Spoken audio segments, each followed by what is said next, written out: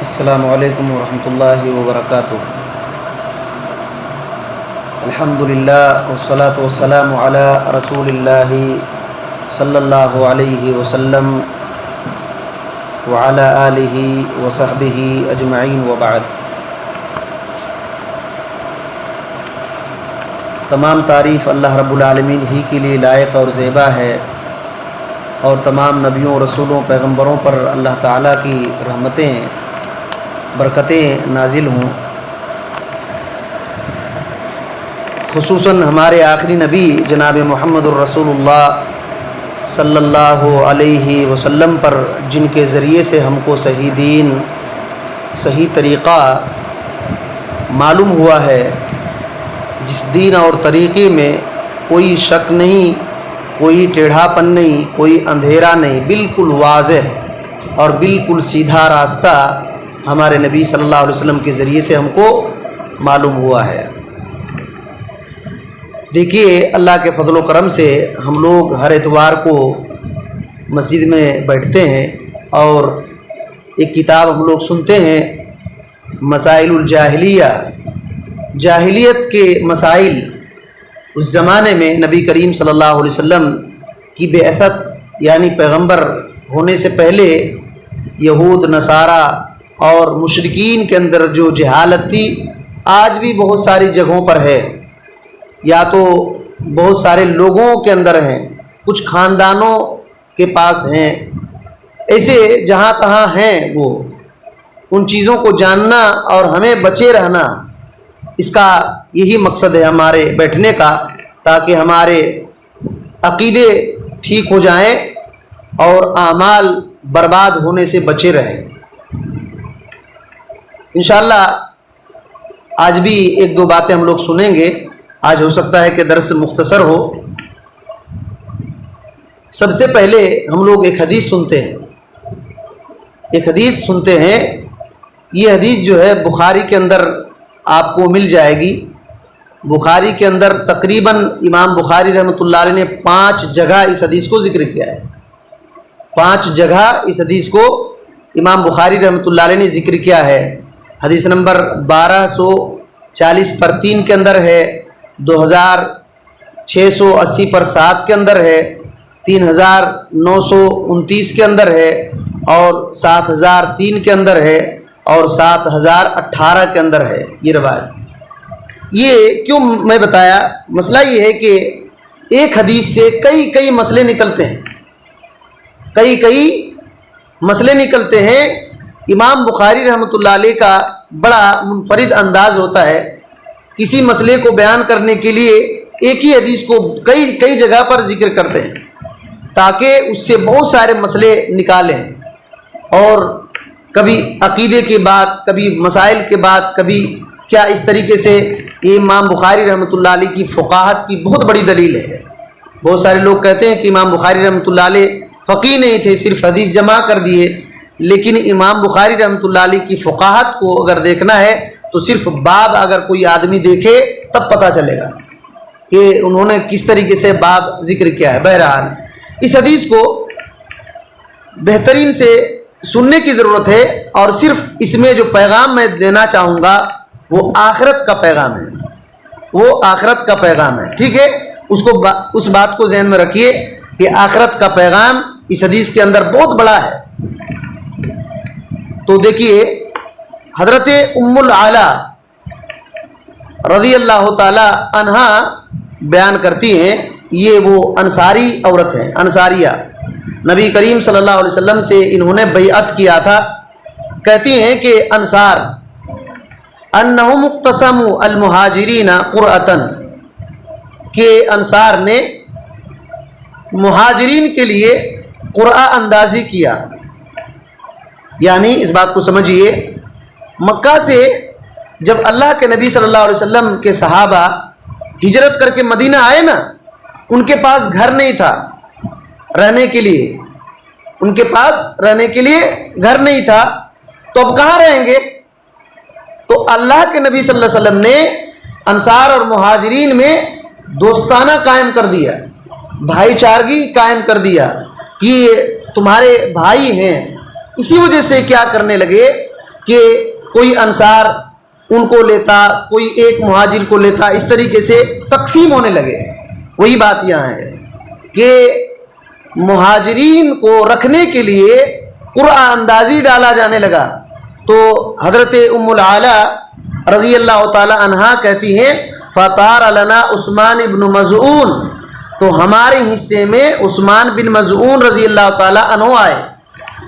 یہ عثمان بن مظعون رضی اللہ تعالیٰ عنہ مہاجر صحابی ہیں، ٹھیک ہے، اور وہ انصاری عورت ہیں۔ وہ کہتی ہیں جب قرعہ اندازی کی گئی تو ہمارے گھر میں حصہ میں کون آئے؟ عثمان بن مظعون رضی اللہ تعالیٰ عنہ۔ کہتے ہیں کہ فَأَنزَلْنَاهُ فِي أَبْيَاتِنَا، ہم نے اپنے گھر میں لایا ان کو، گھر میں رہنے لگے فَوَجَعَهُ الَّذِي تُوَفِّيَ فِيهِ، ان کو بیماری ہو گئی، رہتے بیماری ہو گئی، اسی بیماری میں ان کی وفات بھی ہو گئی، فَلَمَّا تُوفِّيَ غُسِّلَ وَكُفِّنَ فِي أَثْوَابِهِ، جب وہ انتقال ہو گئے تو ان کو غسل دیا گیا، ان کو کفن پہنایا گیا انہی کے کپڑے میں۔ دخل رسول اللہ صلی اللہ علیہ وسلم، جب رسول اللہ صلی اللہ علیہ وسلم ان کے گھر میں گئے، داخل ہوئے، تو اس وقت ام العلا رضی اللہ تعالی عنہا کہنے لگی، دیکھیے یہاں سے بہت غور سے سنیے، کہنے لگی رحمت اللہ علیک ابا السائب فشہادتی علیک لقد اکرمک اللہ۔ وہ عورت جن کے گھر میں حضرت عثمان بن مظعون رضی اللہ تعالیٰ عنہ تھے، انتقال ہو گئے، وہ عورت کیا کہنے لگی کہ اے ابو السائب، یہ ان کی کنیت تھی، حضرت عثمان بن مظعون کی کنیت تھی، کہا اے ابو السائب آپ پر اللہ تعالیٰ کی رحمت ہو، آپ پر اللہ کی رحمت ہو، اور میری گواہی ہے آپ کے اوپر، دیکھو میری گواہی ہے آپ کے اوپر کہ اللہ تعالیٰ آپ کو عزت دے دیا۔ یہ عورت نے کہی، کیا میں گواہی دیتی ہوں کہ اللہ تعالیٰ نے آپ کو عزت دے دیا۔ رسول اللہ صلی اللہ علیہ وسلم نے سنا یہ بات، رسول اللہ صلی اللہ علیہ وسلم نے سنا اور کہا کہ وما یدریک ان اللہ اکرمہ، دیکھیے یہ عقیدہ ہوتا ہے۔ کیا کہا اللہ کے رسول صلی اللہ علیہ وسلم نے؟ کہا کہ تم کو کیسے معلوم ہوا کہ اللہ تعالیٰ نے ان کو عزت دے دیا؟ تم کو کیسے معلوم ہو گیا کہ اللہ تعالیٰ نے ان کو عزت دیا؟ اب سوچئے، یہاں تھوڑا سا ٹھہریے، یہ عورت اتنی بڑی بات کیوں کہہ رہی ہے کہ میں گواہی دیتی ہوں، میں نے گواہی دیا کہ اے عثمان بن مظعون اللہ تعالیٰ نے آپ کو عزت دے دیا؟ کیا وجہ ہے؟ یہ کون ہے عثمان بن مظعون؟ اللہ اکبر۔ اگر صحابہ کرام کے زہد اور تقوی کو دیکھیں گے تو ان کا نام آتا ہے، یہ اولین مسلمانوں میں سے ہے، تقریباً 20-25 نمبر میں آئے گا ان کا نام، جو اسلام پہلے قبول کیے ہیں انہی کے قریب آئے گا ان کا نام۔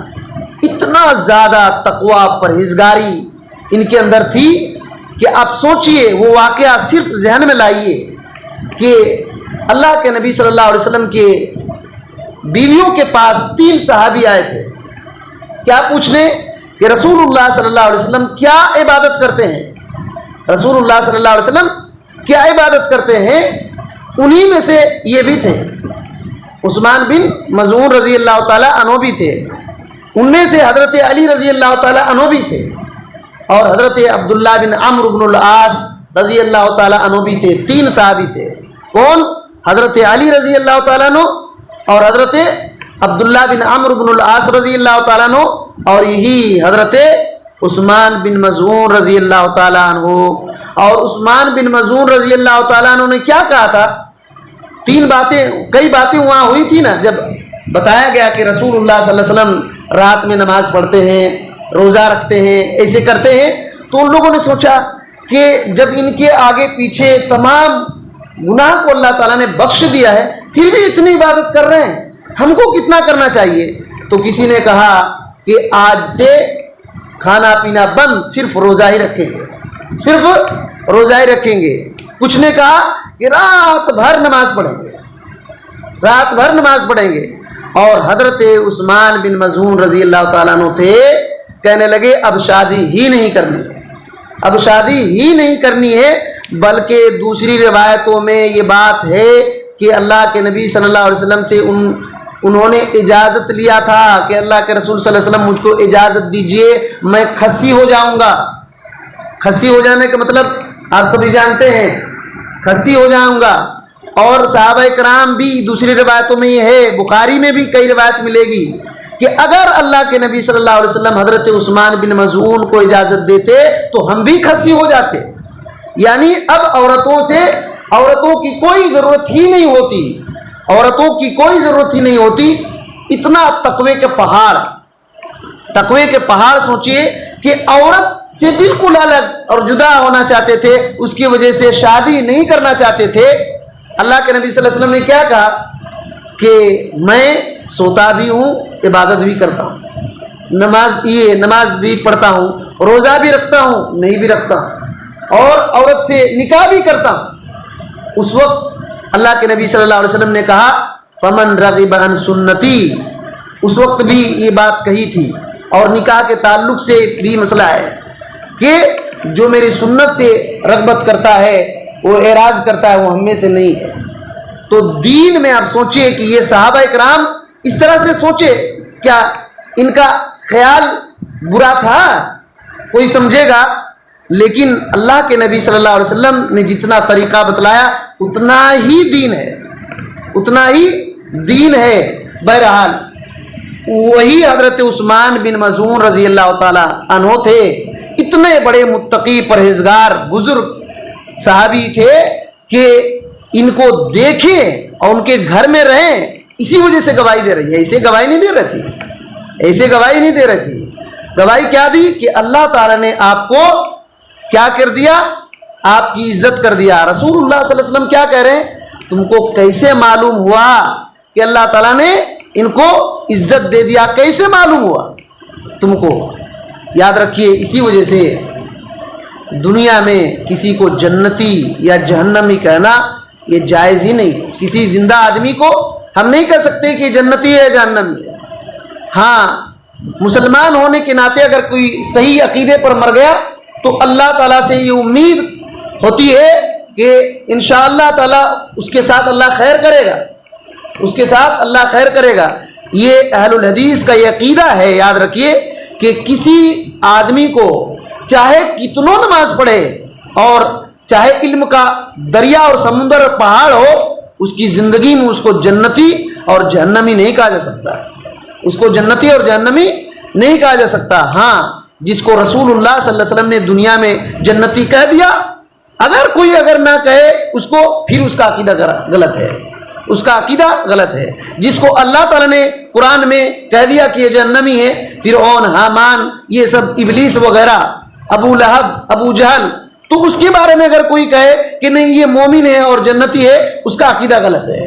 لیکن اپنے اس کے اعمال کو دیکھ کر کے ایسے خواہش کی وجہ سے اس کو پسند کر رہا ہے اور یہ کہے کہ یہ جنتی ہے جہنمی ہے، یہ اہل الحدیث کا عقیدہ ہی نہیں. یہ اہل الحدیث کا عقیدہ ہی نہیں. چاہے عالم ہو یا عابد ہو یا کوئی بھی ہو، اس کو نہیں کہہ سکتے کہ یہ جنتی ہے یا جہنمی ہے. بات سمجھ میں آ رہی ہے؟ یہ یاد رکھیے. اللہ کے نبی صلی اللہ علیہ وسلم نے کہا کہ تم کو کیسے معلوم ہوا؟ تو کہنے لگی بے ابی انت یا رسول اللہ، اے اللہ کے رسول، میرے باپ آپ پر قربان ہو جائیں، میرے باپ آپ پر قربان ہو جائیں. دوسری روایتوں میں میرے ماں باپ آپ پر قربان ہو جائے. فمن یکرمہ اللہ، اگر حضرت عثمان پر اللہ تعالیٰ عزت نہیں کرے گا تو اور کون ہے؟ کس کی اللہ عزت کرے گا؟ دیکھیے وہ عورت کیا کہہ رہی ہے کہ اگر اللہ تعالیٰ حضرت عثمان کی عزت نہ کرے اور کون ہے؟ اتنا بہترین انسان کہ اگر اللہ عزت نہ کرے تو کون ہے؟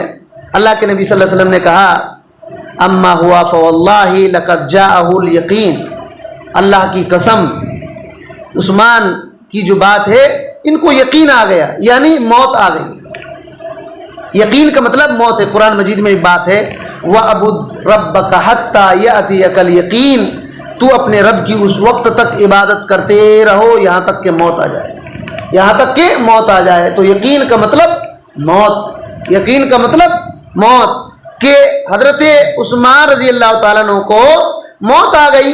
واللہ انی لارجو لہ الخیر، اللہ کی قسم میں ان کے لیے اچھائی کا امید، خیر کی امید رکھتا ہوں۔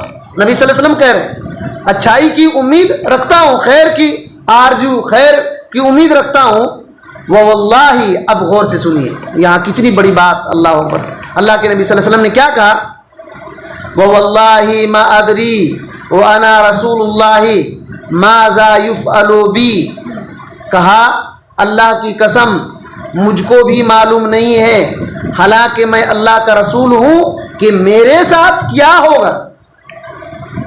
اللہ کے رسول صلی اللہ علیہ وسلم نے کیا کہا کہ اللہ کی قسم میں اللہ کا رسول ہوں لیکن مجھ کو بھی معلوم نہیں کہ میرے ساتھ کیا ہوگا۔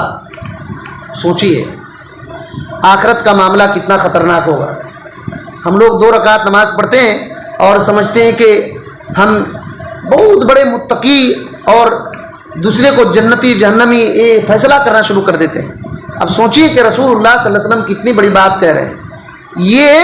یہ بات جو ہے انسان کو پریشان کر دے گی، ایک ایماندار انسان کو پریشان کر دے گی کہ اللہ کے نبی صلی اللہ علیہ وسلم قسم کھا کر کہہ رہے ہیں کہ اللہ کی قسم مجھ کو معلوم نہیں، حالانکہ میں اللہ کا رسول ہوں، مجھ کو معلوم نہیں حالانکہ اللہ کا رسول ہوں، ماذا یفعل بی، میرے ساتھ کیا ہوگا، میرے ساتھ کیا ہوگا مجھ کو بھی معلوم نہیں۔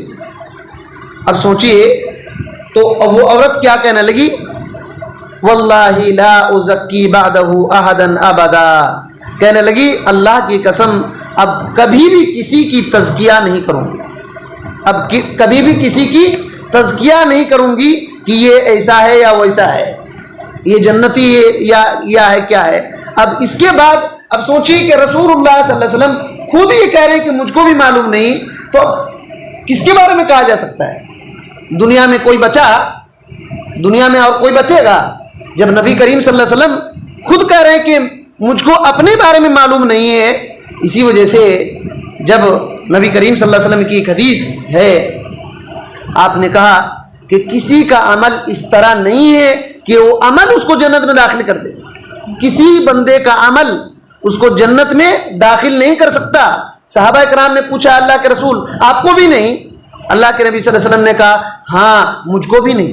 اب سوچیے مجھ کو بھی نہیں، لیکن اللہ کے نبی صلی اللہ علیہ وسلم نے کہا ہاں ایک بات ہے کہ اگر اللہ رب العالمین اپنی رحمت پر مجھ کو ڈھانپ لے تو میں جنت میں جاؤں گا۔ تو کسی کا عمل اس قابل نہیں ہوتا کہ اس عمل کے بدلے میں جنت خرید لے، اس عمل کے بدلے میں جنت خرید لے۔ جنت اللہ کی رحمت ہے، اللہ کی رحمت کی انتہائی عظیم درجہ ہے جنت۔ اللہ رب العالمین جس پر رحمت کرے گا وہی جنت میں جائے گا، جس پر رحمت کرے گا وہی جنت میں جائے گا۔ اور انشاءاللہ اللہ تعالیٰ کی ذات سے امید یہی ہے کہ کلمہ پڑھنے والے، توحید پر انتقال کرنے والے، شرک نہ کرنے والے پر اللہ تعالیٰ انشاءاللہ ضرور رحمت کرے گا۔ اللہ تعالیٰ ہم سب پر اپنی خاص رحمت نازل فرمائے۔ وہ اس کے بعد جو ہے وہ عورت کیا کہتی ہیں؟ فَنِمْتُ فَأُرِيتُ لِعُثْمَانَ عَيْنًا تَجْرِي، کہتی ہیں کہ کچھ دن ہوا میں سوئی ہوئی تھی، بخاری کی روایت ہے، کچھ دن ہوا میں سوئی ہوئی تھی تو خواب میں دیکھ رہی ہوں کہ عثمان بن مظعون رضی اللہ تعالی عنہ کے لیے ایک نہر جاری ہے، نہر جاری ہے۔ فجئت الی رسول اللہ صلی اللہ علیہ وسلم، میں رسول اللہ صلی اللہ علیہ وسلم کے پاس آئی، فاخبرتہ، اور آپ صلی اللہ علیہ وسلم کو پورا خبر سنائی کہ ایسے ایسے میں نے خواب دیکھا ہے، ایسے ایسے میں نے خواب دیکھا ہے۔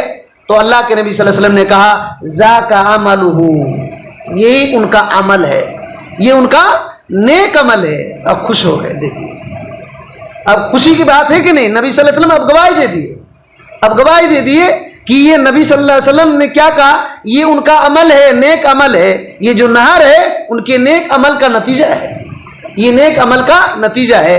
تو یہ بات ہے. اب سوچئے اس حدیث میں بہت کچھ باتیں ہیں, اس حدیث میں بہت کچھ باتیں ہیں. سب سے بڑی بات, اسی وجہ سے میں نے پہلے کہا کہ آخرت کو ذہن میں رکھیے. اس حدیث کو سن کر کے آپ صلی اللہ علیہ وسلم نے کیا کہا, اللہ کی قسم مجھ کو بھی معلوم نہیں, حالانکہ میں اللہ کا رسول ہوں, کہ میرے ساتھ کیا ہوگا آخرت میں, میرے ساتھ کیا ہوگا آخرت میں.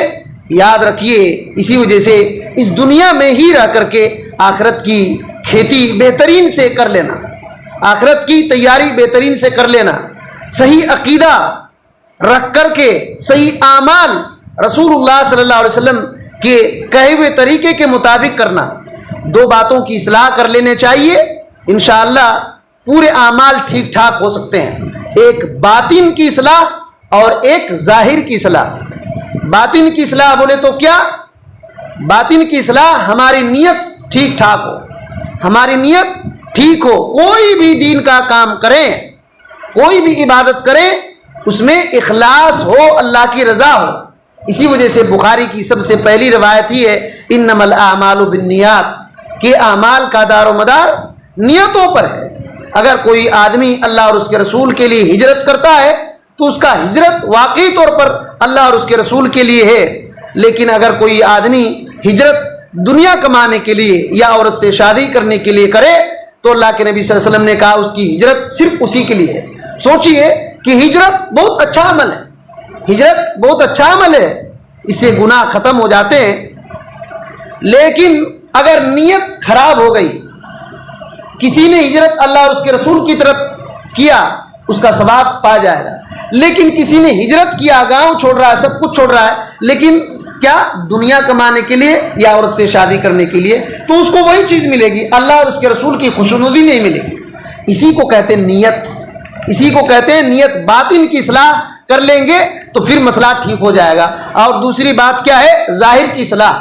ظاہر کی اصلاح کیا ہے, اپنے پورے اعمال رسول اللہ صلی اللہ علیہ وسلم کے طریقے کے مطابق ہی ہونا چاہیے.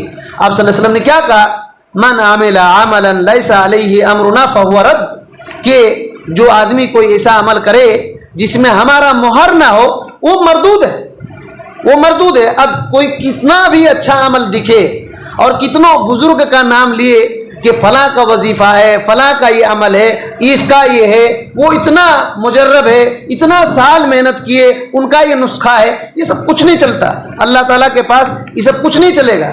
چلے گا رسول اللہ صلی اللہ علیہ وسلم کا طریقہ چلے گا, رسول اللہ صلی اللہ علیہ وسلم کا طریقہ چلے گا. تو دو ہی بات, باطن کی اصلاح اخلاص کے ساتھ. اخلاص کی الٹا کیا ہے, اخلاص کی الٹا ریاکاری شرک ہے, ریاکاری اور شرک ہے, دکھاوا, یہ سب اخلاص کو ختم کر دیتا ہے. اور دوسرے جو ظاہر الٹا رسول اللہ صلی اللہ علیہ وسلم کے طریقے کے خلاف کریں گے, یہیں سے بدعات پیدا ہوتی ہے. اور اعمال کریں گے قبول نہیں ہوگا, اعمال کریں گے قبول نہیں ہوگا. تو یہ بات ہے. اور حضرت عثمان بن مظعون رضی اللہ تعالی عنہ کے بارے میں دیکھیے کتنے عظیم صحابی تھے.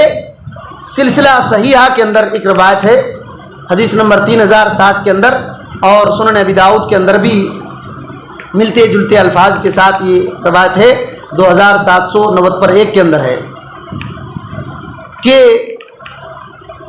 لما ماتا عثمان بن مظعون اخرجا بجنازتہ, جب حضرت عثمان بن مظعون رضی اللہ تعالیٰ عنہ کا انتقال ہو گیا تو ان کو نکالا گیا جنازہ اور دفن کر دیا گیا.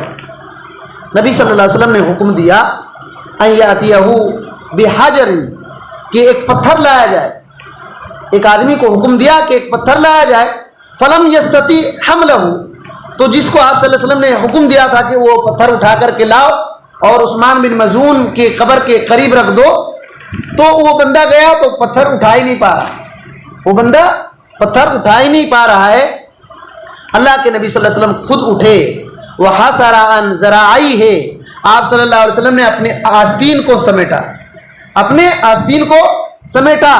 اور یہاں تک کہ صحابی کہتے ہیں کہ آپ صلی اللہ علیہ وسلم کے بازو نظر آنے لگے, آپ صلی اللہ علیہ وسلم کے بازو نظر آنے لگے. اور آپ صلی اللہ علیہ وسلم نے پھر پتھر کو اٹھا کر کے حضرت عثمان بن مظعون رضی اللہ تعالیٰ عنہ کے कब्र के करीब रख दिया, कब्र के करीब रख दिया, सर के पास रखा और क्या कहा, अतअल्लमु बिहा कब्र अखी, ये पत्थर इस वजह से रख रहा हूं ताकि मालूम हो कि मेरे भाई का कब्र है। देखिए, ये ताकि मालूम हो कि मेरे भाई का कब्र है। हजरत उस्मान बिन मज़ून रजी अल्लाह ताला अन्हु को क्या कहा, मेरा भाई का कब्र है। व अदफिनु इलैहि मन माता मिन अहली, देखिए कितनी बड़ी बात है। और कहा कि मेरे अहल में कोई अगर मर जाए तो मैं इन्हीं के करीब दफनाऊंगा। इतने बड़े सहाबी थे, इतने मुत्तकी और परहेजगार सहाबी थे। अब सोचिए, इतने बड़े सहाबी होने के बावजूद भी, इतने बड़े सहाबी होने के बावजूद भी जब औरत ने कहा कि अल्लाह ताला ने आपको इज्जत दे दिया, तो रसूलुल्लाह सल्लल्लाहु अलैहि वसल्लम ने क्या कहा था, तुमको कैसे मालूम हुआ, तुमको कैसे मालूम हुआ कि अल्लाह ताला ने इनको इज्जत दे दिया। तो इससे हदीस से एक बात ये मालूम हुई कि ताकि पहचान हो कि फलां की कब्र है। एक पत्थर वगैरह रखा जा सकता है, लेकिन घर बना देना और कुतबे लिखना ये सब जायज़ नहीं है। लिखना उखना और ये तामीर कर देना, मज़ार बना देना, ये सब खुराफात में से है, ये सब खुराफात में से है और यहीं से शिर्क के अड्डे खुलते हैं। तो इस हदीस से बहुत कुछ हमको बातें समझ में आनी चाहिए कि मौत हकीकत है, चाहे तकवा का पहाड़ ही क्यों ना हो।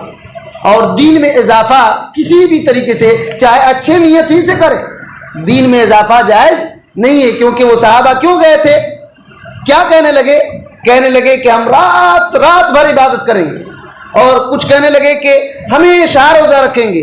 हजरत उस्मान बिन मज़ून रजी अल्लाह तआला ने क्या कहा, अब शादी ही नहीं करनी है। नबी सल्लल्लाहु अलैहि वसल्लम ने रोक दिया।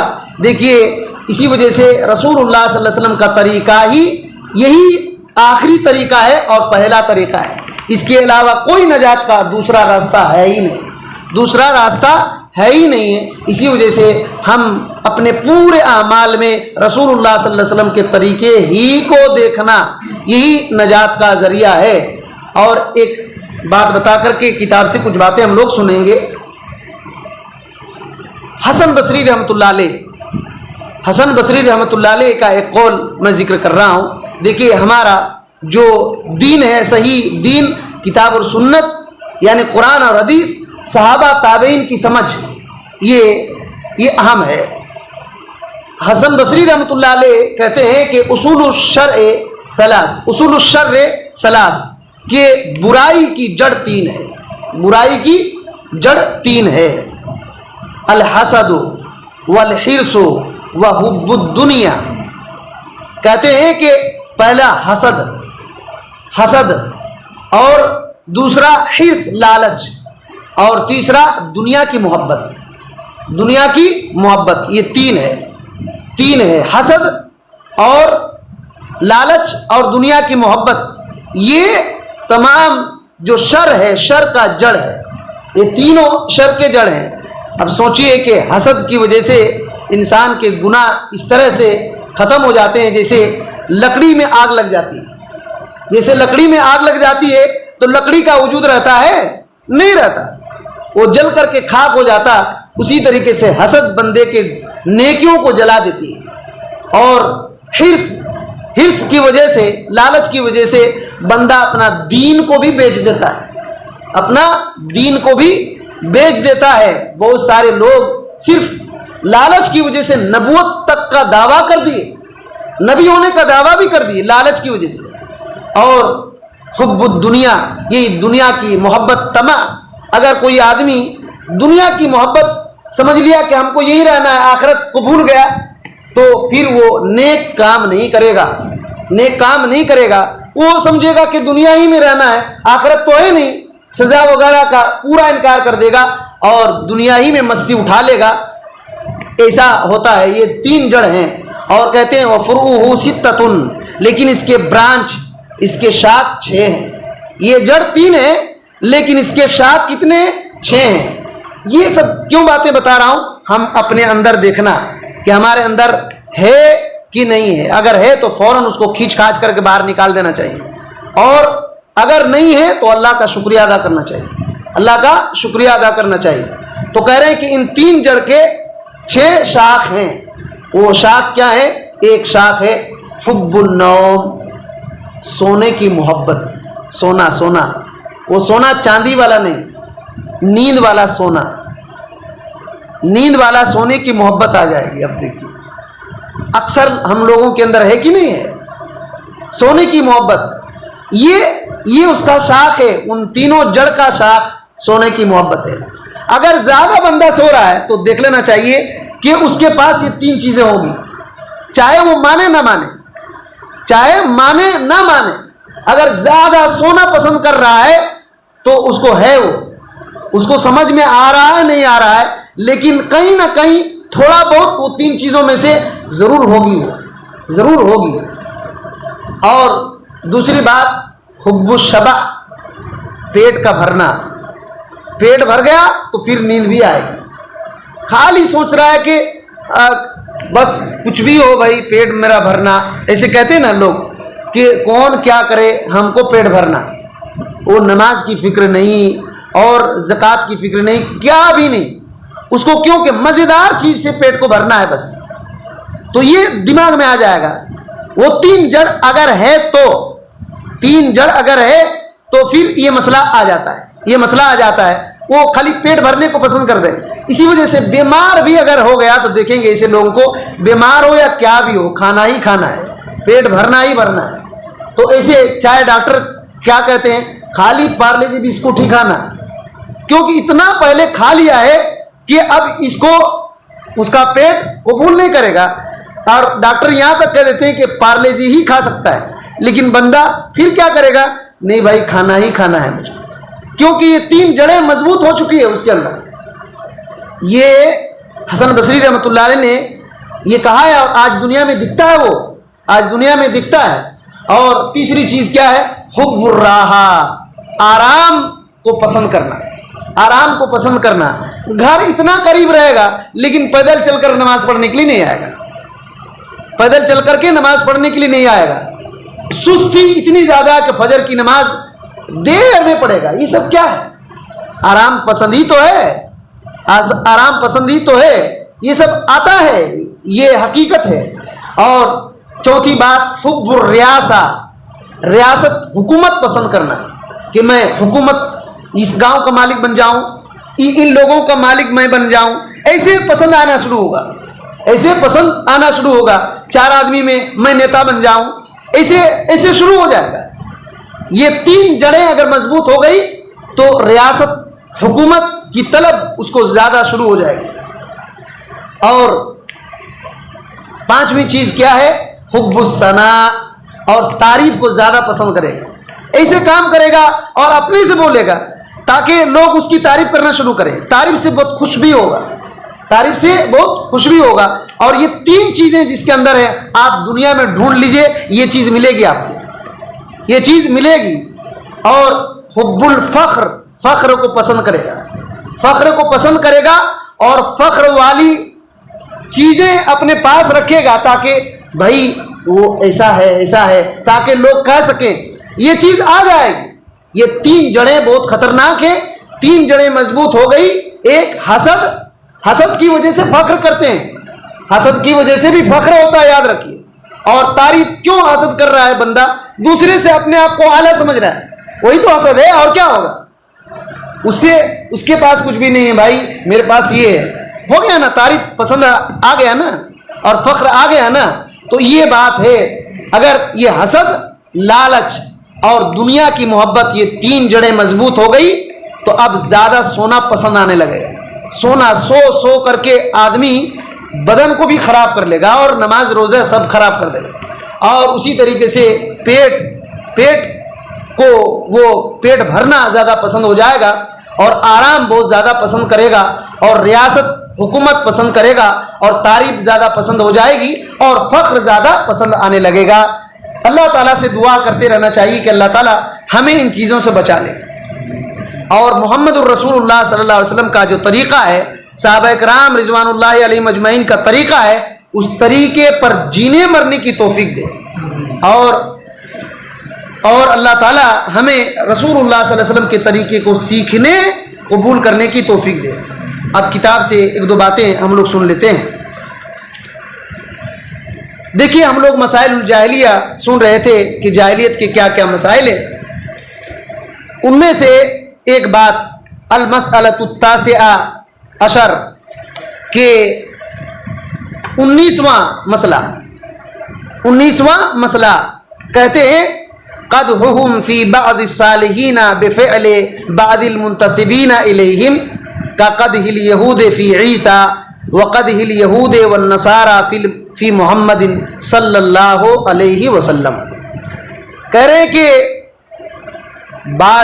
کچھ بزرگ کچھ نیک لوگوں کی طرف جو اپنے آپ کو نسبت کرتے ہیں، ان نسبت کرنے والے لوگوں کی غلطی کرنے کی وجہ سے نیک لوگوں کو برا بھلا کہنا یہ جاہلیت کی بات ہے.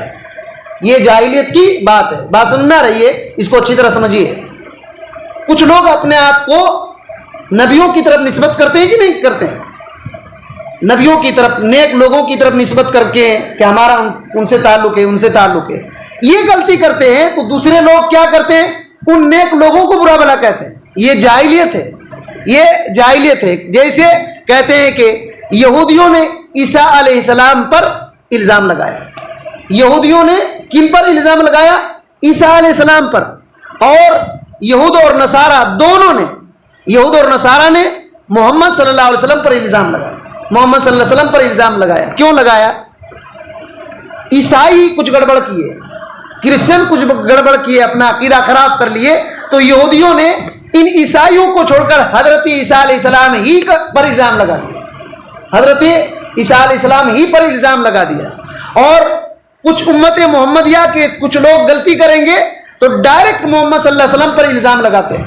یہ جاہلیت ہے، یہ جاہلیت ہے. اب سوچئے ایک مسلمان بندہ ہے، ٹھیک ہے، مسلمان بندہ ہے، شراب پی لیا، کچھ گناہ کا کام کر لیا، تو کیا کہیں گے؟ کوئی دوسرا کہے اب اسلام بہت خراب ہے بھائی، اسلام ہی چھوڑ دینا.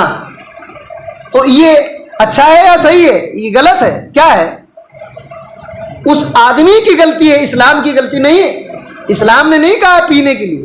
بات سمجھنا رہی ہے. تو جہالت اسی کو کہتے ہیں. جہالت آدمی کیا کرتا ہے؟ دین کو نہیں دیکھتا، اس آدمی کو دیکھتا ہے، اس آدمی کو دیکھتا ہے، اس آدمی کو دیکھ کر کے اب اس کو شروع ہو جاتا ہے. اور یہی ہو رہا ہے. یہ ہونے کی وجہ سے یہ جماعتیں مر رہی، وہ جماعتیں مر رہی، یہ جماعتیں مر رہی ہے. جماعت بنتے دین اسلام جو مسلمان اس کے اتنے بہترین افضل امت ہے، اس کو بانٹ چھانٹ کر کے برباد کر کے رکھ دیے. کسی کی غلطیوں کی وجہ سے اپنا جماعت بناتے کہاں تک پہنچ گئے. حالانکہ سب کو کہاں لوٹنا ہے؟ کتاب اور سنت کی طرف لوٹنا ہے، کتاب اور سنت کی طرف لوٹنا ہے. اور ایک بات یاد رکھیے، اسی وجہ سے گرچہ تبلیغی جماعت، حنفی وغیرہ یہ کیا کام الٹا سیدھا کرتے ہیں، لیکن کبھی بھی ہم امام ابو حنیفہ رحمۃ اللہ علیہ کو برا بھلا نہیں کہتے. امام ابو حنیفہ رحمۃ اللہ علیہ کو برا بھلا نہیں کہتے. یہاں تک کہ آپ کو تعجب لگے گا، علامہ احسان الہی ظہیر آپ لوگوں کو معلوم ہونا چاہیے. علامہ احسان الہی ظہیر جو پاکستان کے بہت بڑے اہل حدیث عالم تھے، پاکستان کے بہت بڑے اہل حدیث عالم تھے. مدینہ یونیورسٹی میں جب پڑھ رہے تھے تو انہوں نے کہا تھا پتہ نہیں پاس ہو پاؤں گا کہ نہیں، تو شاید پرنسپل یا کسی نے کہا تھا اگر آپ پاس نہیں ہوں گے تو یہ مدرسہ ہی بند کر دیں گے، یہ مدرسہ ہی بند کر دیں گے. اتنا زیادہ ہونہار.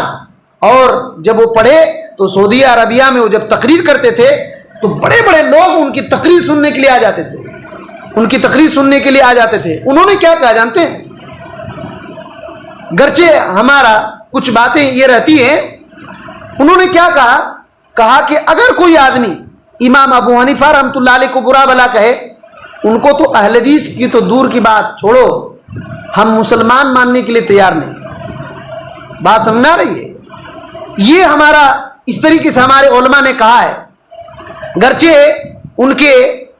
ان کے کلام پر ملاحظات ہیں، لیکن ہم سوچئے کہ لوگ کیا کہہ دے رہے ہیں، کیا کہتے ہیں کہ نہیں کہتے. اور یہ کہتے ہیں کہ دیکھو یہ گستاخ ہیں، ایسے ہیں ویسے. ان کی وجہ سے ہم ان کو برا بھلا نہیں کہتے، ان کی وجہ سے बुरा भला नहीं कहते। इमाम अहमद बिन हंबल रहमतुल्लाह अलैह, इमाम शाफी रहमतुल्लाह अलैह, या उम्मत के बड़े बड़े उलमा, सहाबा, नबी, पैगंबर, उनको बुरा भला नहीं कहते। उनके निस्बत करने वाले जो लोग हैं उनकी गलती की वजह से। शिया गलती कर रहे हैं, गलती करते हैं कि नहीं? हजरत अली रजी अल्लाह तआला अन्हु को अल्लाह समझ बैठे, अल्लाह समझ बैठे, यहाँ तक कि बोलते भी हैं। और मैंने एक शेर भी पढ़ा था कि बरेली क्या कहते हैं, वही जो मुस्तवी अर्श था खुदा होकर उतर पड़ा है मदीने में मुस्तफ़ा होकर, कि अल्लाह ताला जो अर्श पर मुस्तवी है वो मदीने में मुस्तफ़ा बन कर के आए। देखिए ये बरेली का शेर है, तो क्या कहेंगे? नबी सल्लल्लाहु अलैहि वसल्लम ही गलत है? नाउज़ुबिल्लाह मिन ज़ालिक। ऐसा हम नहीं करते, इनकी गलती इन्हीं की गलती है, इनकी गलती इन्हीं की गलती। अगर कोई आदमी इनकी गलतियों पर इस्लाम पर लगा दे रहा है वो जहालत है, वो जहालत है, याद रखिए ये जहालत है। शिया गलती कर रहे हैं तो हम क्या कहेंगे? हजरत अली रजी अल्लाह तआला अन्हु गलत थे? हरगिज नहीं, हरगिज नहीं, याद रखिए ये जहालत है। इसी वजह से अगर कोई आदमी किसी सहाबी, किसी पैगंबर की तरफ निस्बत करके, बहुत सारे लोग सैयद सैयद कहते हैं, अपने आप को सैयद, पूरा उल्टा काम है, पूरा काम उल्टा है। सैयद कह रहे हैं लेकिन पूरा काम ही उल्टा। तो क्या कहेंगे? नबी करीम सल्लल्लाहु अलैहि वसल्लम के पूरे खानदान गलत थे, ऐसे करते थे? क्योंकि सैयद कहलाने वाले आजकल ज़कात खा रहे हैं, दरगाह बना करके बैठे हुए पूरे लोगों के माल खा रहे हैं, जबकि सैयदों पर ज़कात जायज़ नहीं था, सदक़ात जायज़ नहीं था। तो क्या कहेंगे कि नबी करीम सल्लल्लाहु अलैहि वसल्लम के खानदान वाले शायद इसी तरह थे? हरगिज़ ऐसा नहीं है, याद रखिए हरगिज़ ऐसा नहीं है। तो इस उसूल को समझ लीजिए कि ये जहालत है, ये जहालत है। किसी भी आदमी की गलती, बहुत सारे ऐसा मसला होता है कि कभी कोई बंदा गलती करता है तो फौरन ये करते हैं कि शायद उनके मसलक में, मजहब में, इस्लाम ही में ये गलत है। उसकी अपनी ज़ाती गलती है भाई, वो ज़ाती गलती है, वो दीन में गलती नहीं। दीन तो किताब और सुन्नत का नाम है, दीन तो किताब और सुन्नत का नाम है। तो ये बात है। कहते हैं शेख सालेह अल फौज़ान हफिज़हुल्लाह की थोड़ी वजाहत हम लोग सुन लेते हैं। कहते हैं कद हुम फी सालिहीन बिमा यफ़अलुहु बादुल मुंतसिबीना इलैहिम मिनल अफ़आलि सय्यिआ, के कुछ नेक लोगों की तरफ निस्बत करने वाले के बुरे आमाल की वजह से नेक लोगों पर इल्ज़ाम लगाना, ये जाहिलियत की बात है, ये जाहिलियत की बात है। हालांकि जिनकी तरफ वो नेक लोग निस्बत करते हैं वो नेक लोग इनसे बिल्कुल बरी हैं, इनका कोई ताल्लुक इनसे, उस अमल से नहीं है। जैसे कि यहूदियों ने ईसा अलैहिस्सलाम पर इल्ज़ाम लगाया ईसाइयों के इनहराफ की वजह से, ईसाइयों के गुमराही की वजह से, और ईसाइयों ने क्या कर दिया कि ईसा अलैहिस्सलाम अल्लाह के बेटे हैं, ऐसे हैं वैसे हैं। तो इसकी वजह से यहूदियों ने ईसा अलैहिस्सलाम ही पर इल्ज़ाम लगा दिया, लेकिन ईसा अलैहिस्सलाम इससे बिल्कुल बरी है, इससे बिल्कुल पाक है। उसी तरीके से मोहम्मद सल्लल्लाहु अलैहि वसल्लम पर कुछ लोगों ने इल्ज़ाम लगा दिया, मोहम्मद सल्लल्लाहु अलैहि वसल्लम की तरफ निस्बत करने वाले कब्र परस्तों की वजह से। देखिए यहाँ लिखा है शेख सालेह अल फौज़ान हफिज़हुल्लाह ने, कज़ालिका मन यक़दहु फ़ी मुहम्मदिन सल्लल्लाहु अलैहि वसल्लम बिमा यफ़अलुहु बअज़ुल मुंतसिबीना इला दीनिही मिनल क़ुबूरियत, कब्र परस्त लोग अपनी निस्बत नबी सल्लल्लाहु अलैहि वसल्लम की तरफ करते हैं और ऐसे उल्टे सीधे काम करते हैं जिसकी वजह से दूसरे लोग मोहम्मद सल्लल्लाहु अलैहि वसल्लम पर भी इल्ज़ाम लगा देते हैं।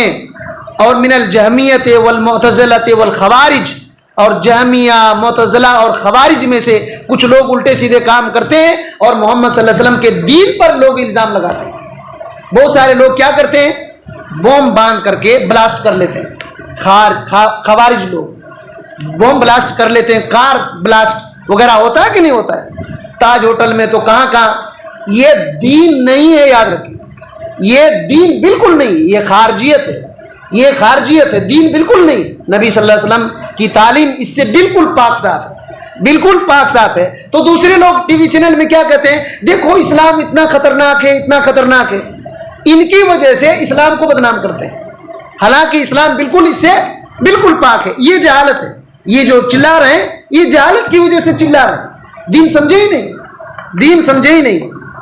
तो कहते हैं फनक़ूलु लिमन यक़दहु फ़ी हाउलाइल अंबिया, कहते हैं इन अंबिया पर जो इल्ज़ाम लगाते हैं हम उनसे कहते हैं लैसा हाज़ा हुवा दीनु मूसा अलैहिस्सलाम, ये मूसा अलैहिस्सलाम का दीन नहीं है, मूसा अलैहिस्सलाम का दीन नहीं है।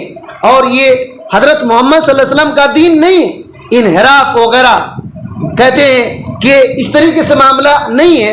ان کی غلطیوں کی وجہ سے موسیٰ علیہ السلام کو غلط نہیں کہا جائے گا. یہ قبر پرستوں کی غلطی کی وجہ سے حضرت محمد صلی اللہ علیہ وسلم کو غلط نہیں کہا جائے گا. اور کرسچنوں کی غلطیوں کی وجہ سے عیسیٰ علیہ السلام کو غلط نہیں کہا جائے گا. ان کو غلط نہیں کہا جائے گا.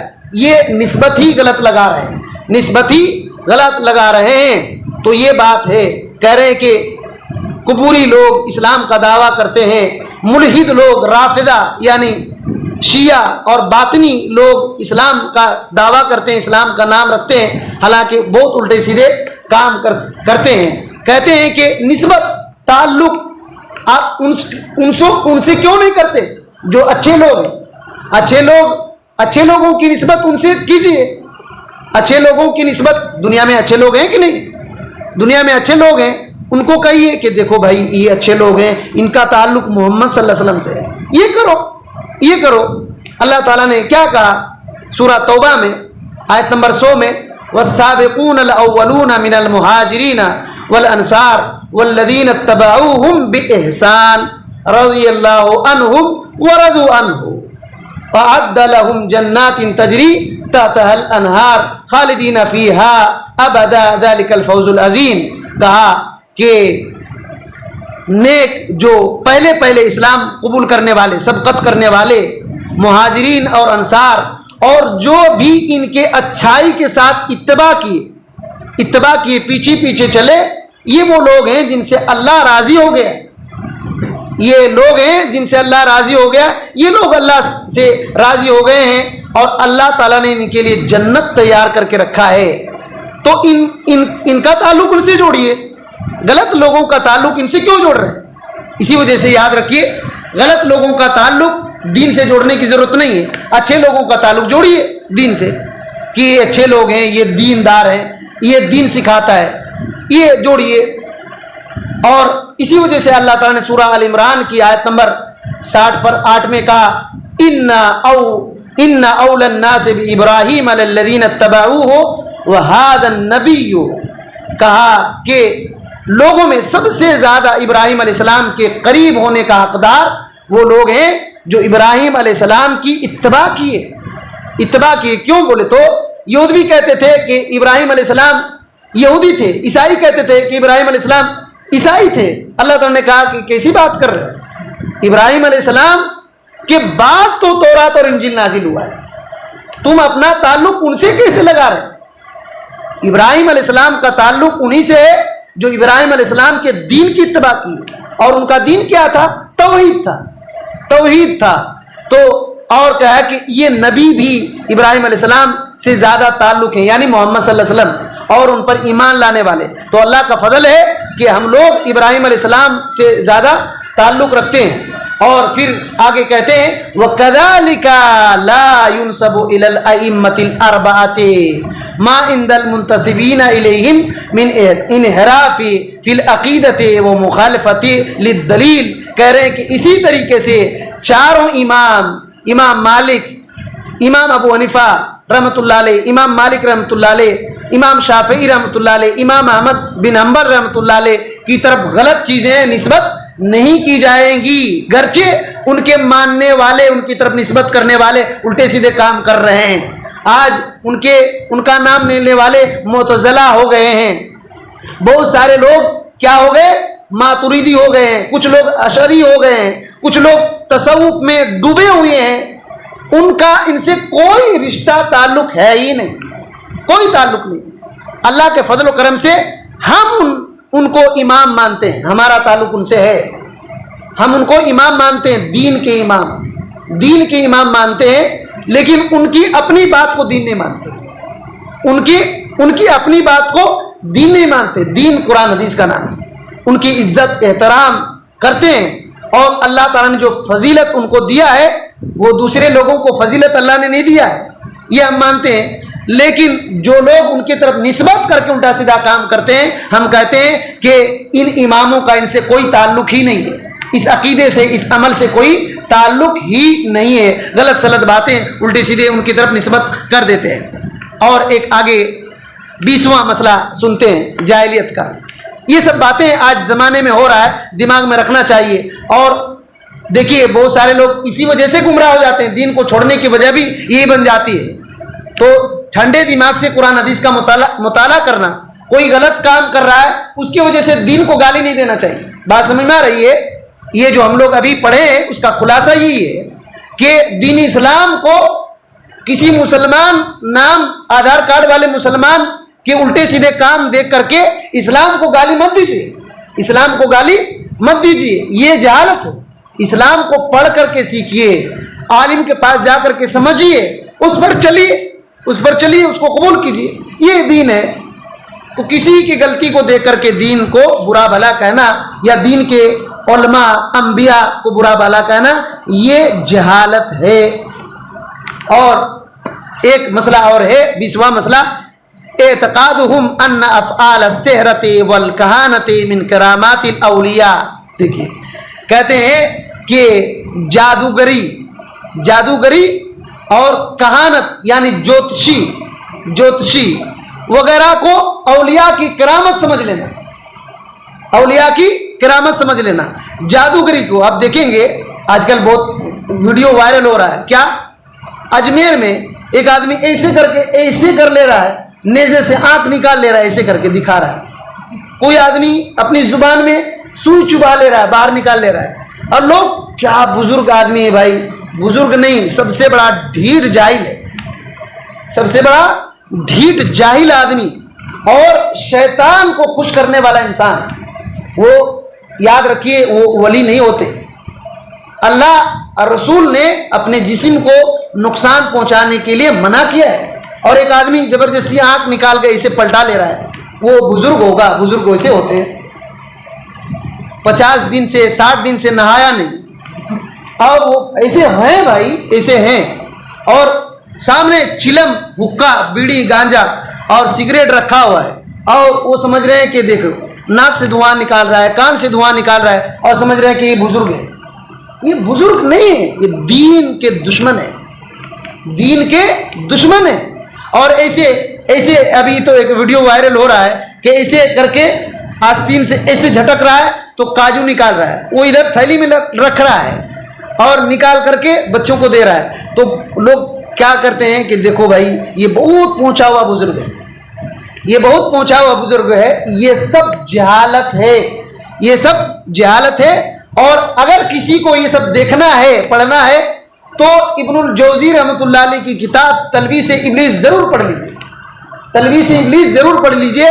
उन्होंने वजाहत किया है कि इब्लीस आलिमों को कैसे गुमराह करता है, जाहिलों को कैसे गुमराह करता है, इबादत रात भर नमाज पढ़वाता है और फजर छुड़वाता है, ऐसे ये शैतान ऐसे करवाता है। मैं एक दो चीज़ें अभी इशारा करूंगा कि कैसे उन्होंने इब्नुल जौज़ी रहमतुल्लाह ने जिक्र किया। बहरहाल ये शैतानी हथकंडे हैं, शैतानी जाल हैं।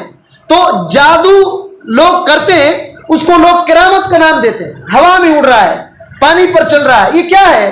करामत नहीं है। दुनिया में इस जमीन पर सबसे बुजुर्ग हस्ती नबी सल्लल्लाहु अलैहि वसल्लम के बाद साहबा थे। साहबा इकराम पानी पर चले, हवा में उड़कर नमाज पढ़े, आग में मुसल्ला बिछा करके नमाज पढ़े, कभी ऐसा नहीं किया, कभी ऐसा नहीं किया।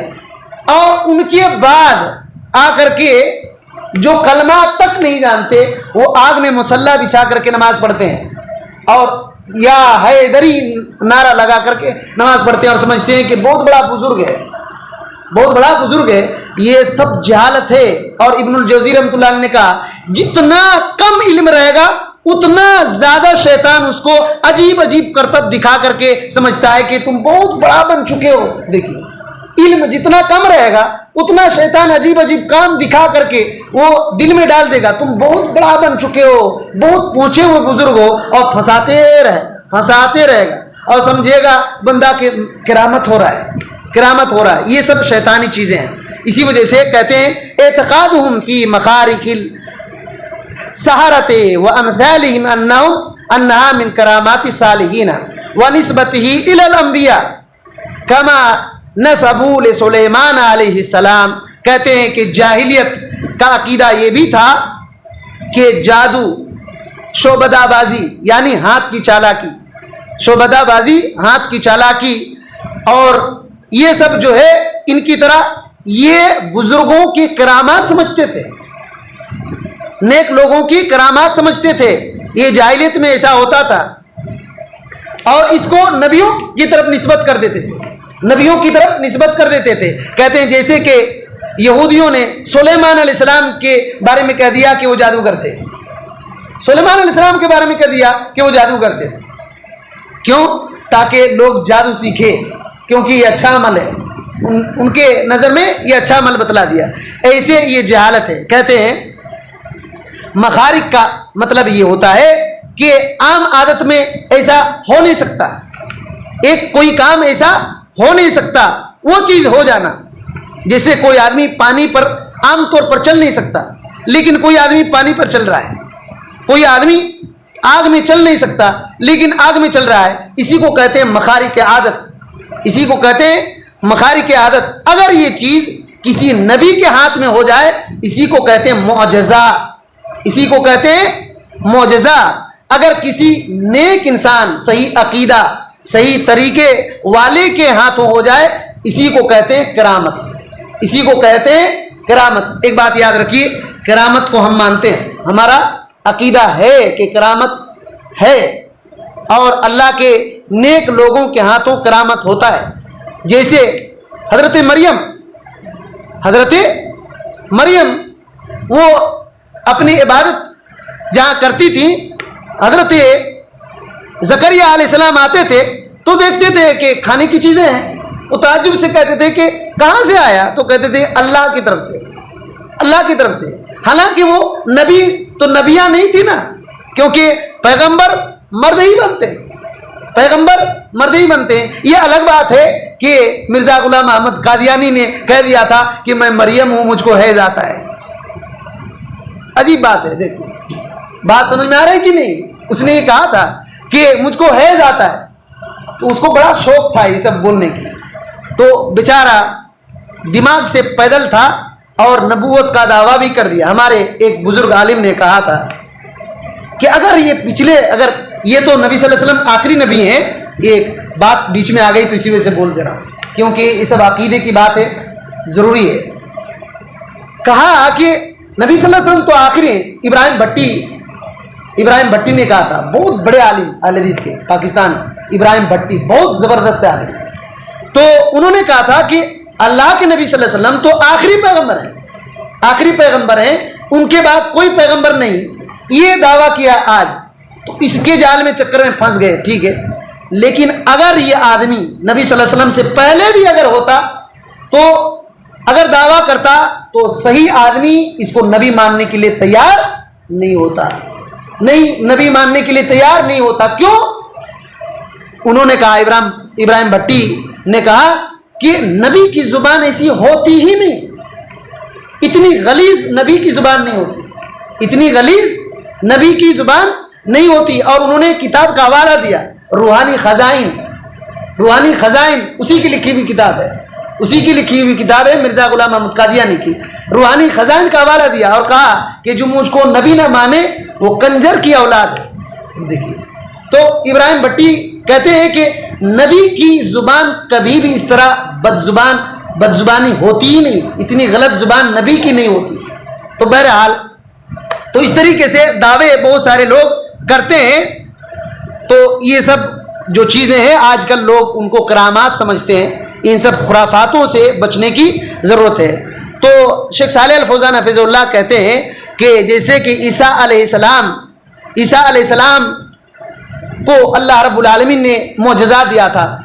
बात यहाँ से चली कि अगर ऐसी चीज़ जो आम हालत में नहीं होती और वो हो गई नबियों के हाथों, वो मोजज़ा होता है, वो मोजज़ा होता है। जैसे कि हज़रत ईसा अलैहिस्सलाम अंधे को ठीक कर देते थे, अंधे को ठीक कर देते थे अल्लाह के हुक्म से, अपने से नहीं, अल्लाह के हुक्म से। और कोढ़ की बीमारी, जो सफ़ेद दाग है, जिसमें पूरा सफ़ेद हो जाता है, वो बीमारी अल्लाह के हुक्म से ठीक कर देते थे। वह इहयाउल मौता, और मुर्दे को जिंदा कर देते थे। ये अल्लाह रब्बुल आलमीन ने उनको मोजज़ा दिया था, बिइज़्निल्लाह, ये अल्लाह के हुक्म से कर देते थे। اور محمد صلی اللہ علیہ وسلم کو بہت سارے معجزات ملے، اور بہت بڑا معجزہ قرآن، بہت بڑا معجزہ قرآن ہے۔ کہتے ہیں کہ عرب اور عجم، جن انسان کو تھکا دیا قرآن نے کہ اس کی طرح لائے، کوئی لا نہیں سکا، کوئی لا نہیں سکا، یہ نبی صلی اللہ علیہ وسلم کا معجزہ تھا۔ تو کہتے ہیں اسی طریقے سے مومن متقی پرہیزگار کے ہاتھوں اگر کوئی ایسے کام ہو تو اس کو کرامت کہتے ہیں، اس کو کرامت کہتے ہیں۔ اللہ رب العالمین ایسے مومن متقی لوگوں کے ہاتھوں میں اس کو جاری کراتا ہے، اس کی وجہ ہوتی ہے، اس کی کیا وجہ ہوتی ہے؟ کہتے ہیں اما لحجۃ فی الدین، دین میں حجت قائم کرنے کے لیے، دین میں حجت قائم کرنے کے لیے۔ دوسری بات اما لحاجت المسلمین، مسلمانوں کی حاجت کو پورا کرنے کے لیے، مسلمانوں کی حاجت کو پورا کرنے کے لیے۔ کہتے ہیں جیسے کما حصل لمریم علیہ السلام، جیسے کہ مریم علیہ السلام پر یہ آیا فی ان زکریا اذا دخل علیہ المحراب، میں پہلے بتا دیا کہ حضرت زکریا علیہ السلام جب محراب میں داخل ہوتے تو ان کے پاس رزق پاتے، تو اس طریقے سے مسئلہ ہوتا، وہ عبادت کی جگہ تھی۔ اور اسی طریقے سے اصحاب کہف چند نوجوان اپنے دین کو بچانے کے لیے گئے، اللہ تعالیٰ نے سلا دیا، کئی سالوں سال سوتے رہے، کئی صدی سوتے رہے، لیکن ان کے جسم خراب ہوا نہیں، خراب ہوا، اور ان کا جسم خراب نہیں ہوا۔ وہ یہ اولیاء کی کرامت ہوتی ہے۔ تو اس طریقے سے، لیکن کہہ رہے ہیں کہ شیخ صالح الفوزان حفظہ اللہ، کافر کے ہاتھوں اگر ایسے ہو، یا تو اور غلط سلط عقیدے والوں کے ہاتھوں ایسے ہو، تو سمجھ لینا چاہیے کہ یہ شیطان کے کاموں سے ہو رہا ہے، یہ شیطان کے کاموں میں سے ہو رہا ہے۔